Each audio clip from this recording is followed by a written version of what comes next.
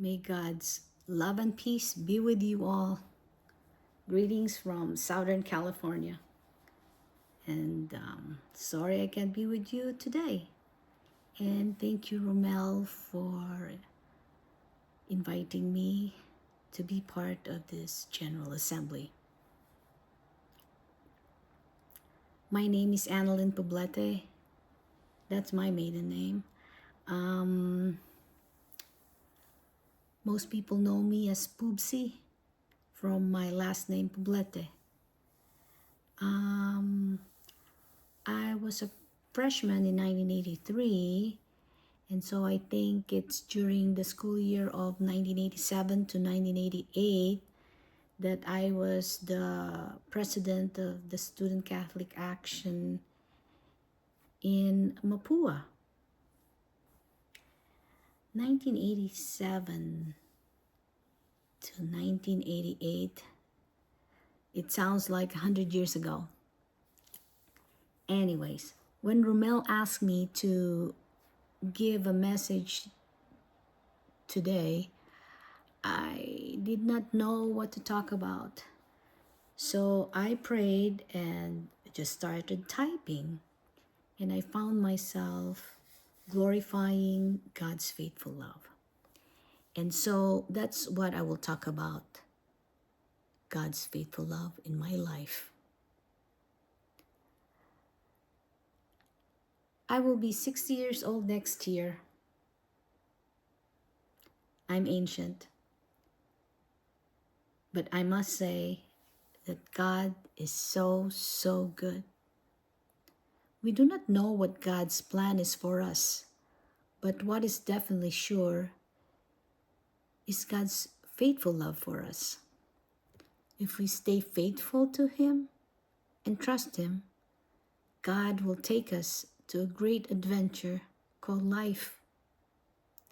It will not be a bed of roses. It will not be a life without problems and challenges, but it will be full of graces and blessings that bring peace and joy amidst pains and sufferings. I also realize that God has a sense of humor, and He is so unpredictable. 1 Corinthians chapter 1 verse 27 says, God chose what is weak in the world to shame the strong. You better believe it. Who would think that a small girl like me, literally small, 4'11", to be the first female president of the Student Catholic Action in Mapua, a predominantly male school, full of macho guys, with around 700 members. Of course, not everyone were very active, but that's how big SEA was during our time. It was truly challenging, as during my term as president of SEA, during the second semester of that school year, I was also trying to complete 28 units to graduate on time. You see, I changed my major and I lost almost a year. Anyways, through all these challenges, I learned that it is when I'm weakest that I am strongest, because it is God who's working in me. So after graduation from Mapua, after I graduated from my Mapua, I felt so ready to face the challenges of the world. God truly taught me that with Him, nothing is impossible. I'm now based in Southern California, north of San Diego. I'm married to an Italian American, and we have a daughter. As I mentioned earlier, we do not know what is God's plan for us, but what is definitely sure is God's faithful love for us. Growing up, it never crossed my mind that I'll be living in the US. I did not even think that I will be married, as I thought I was called to be a Carmelite nun. Who knew that in Los Angeles, I'll meet a guy from New York, a Catholic, single, and have never been married? I thought at my age then, all the good guys were taken. We got married so late. I was turning 40 and my husband just turned 41. That we accepted the fact that most likely we'll not become parents. But lo and behold, after 4 years, when I was 44 years old, considered almost barren, I gave birth not only to a healthy, beautiful daughter, but a gifted one. She started singing classical songs before she even turned 5 years old. So I started learning composers like Gounod, Puccini, Caccini, and Mozart, and the like, because my daughter would only perform classical songs and classical religious songs. Before she turned 10 years old, she had already received presidential awards from President Trump and President Biden, bronze medal and silver pin for volunteer work. Really unbelievable. Such blessings. 2 years ago, at 12 years of age, she performed at Carnegie Hall in New York. What an awesome blessing. I also sing, but however hard I try, I don't think I will ever qualify to sing at Carnegie Hall. It was such a big honor. Now she's 14 and next month, she's scheduled to sing Ave Maria by Caccini at Disney Concert Hall in Los Angeles.